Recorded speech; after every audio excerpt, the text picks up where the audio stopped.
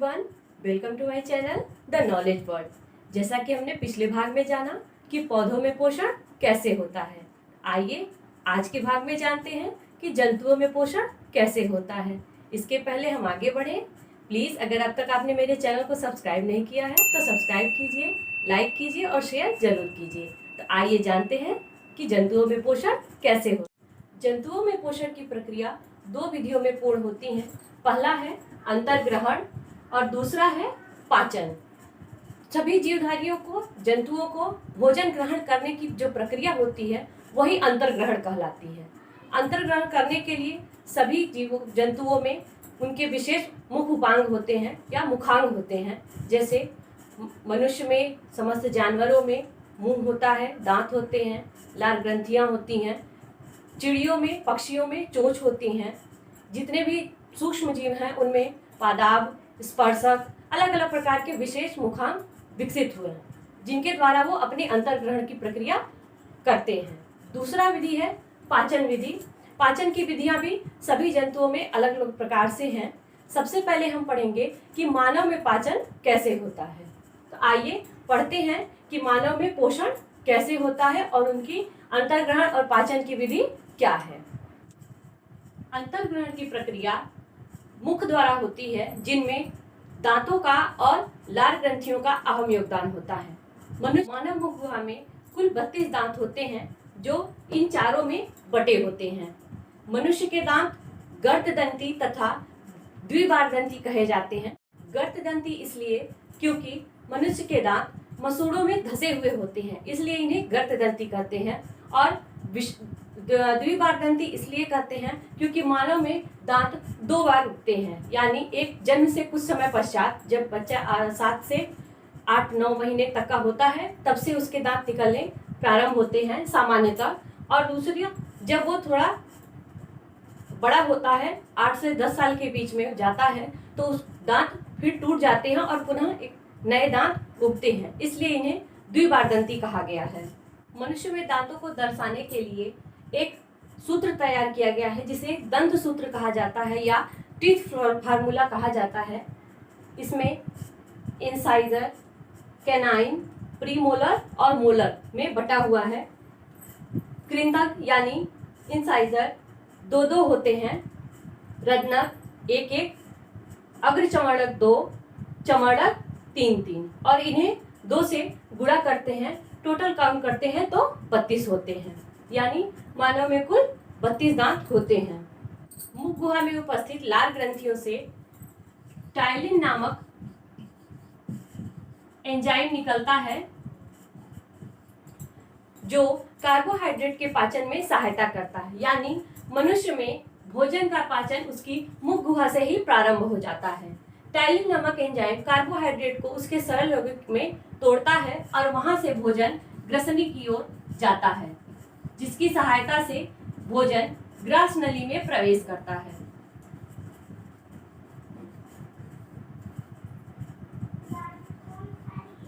यानी मानव में भोजन के पाचन की प्रक्रिया मुख गुहा से ही प्रारंभ हो जाती है। ग्रसनी द्वारा भोजन ग्रास नली में पहुंचता है और ग्रास नली में क्रमाकुंचन गति के द्वारा भोजन आमाशय में पहुंचता है। क्रमाकुंचन गति यानी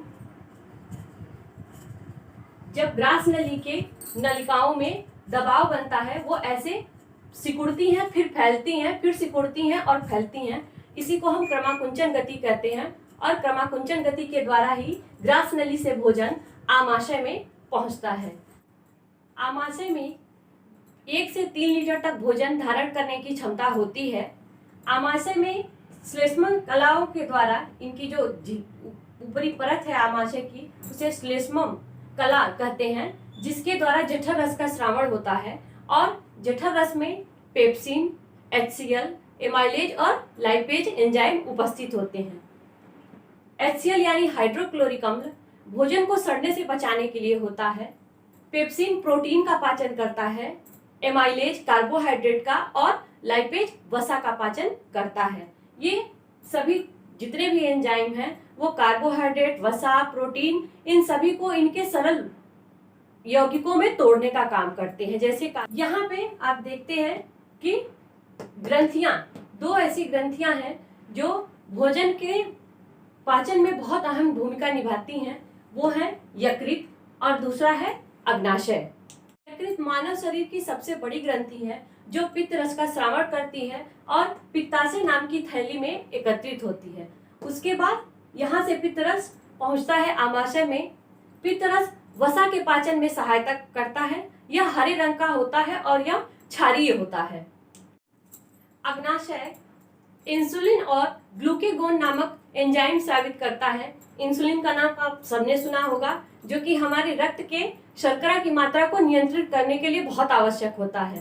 तो ये अग्नाशय से स्रावित होता है। इसके अलावा इसमें ट्रिप्सिन, एमाइलेज, लाइपेज, इन सभी का ये श्रावण करता है, जो वसा, प्रोटीन और कार्बोहाइड्रेट के पाचन में सहायता करता है। आमाशय में भोजन का पाचन होने के उपरांत भोजन छोटी आंत में पहुंचता है।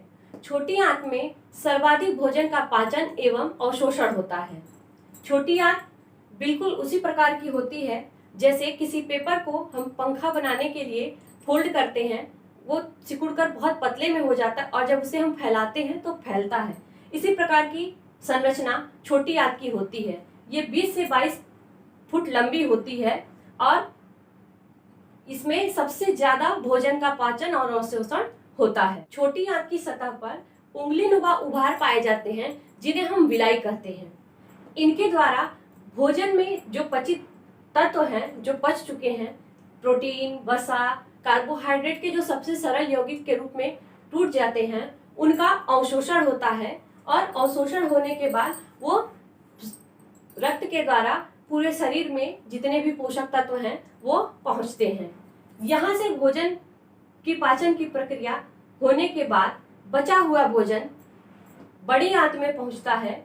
बड़ी आंत में खनिज लवणों का और जल का अवशोषण किया जाता है और अवशोषण करने के पश्चात जो मल बचता है, या कह सकते हैं कि जो वेस्ट बचता है, वो मलाशय में एकत्रित होता रहता है और मल द्वार द्वारा बाहर निकाल दिया जाता है। इस प्रकार मानव में पाचन की प्रक्रिया पूर्ण होती है, या कह सकते हैं कि पोषण की प्रक्रिया पूर्ण होती है। आज हमने जाना कि मनुष्यों में पाचन कैसे होता है, पोषण कैसे होता है।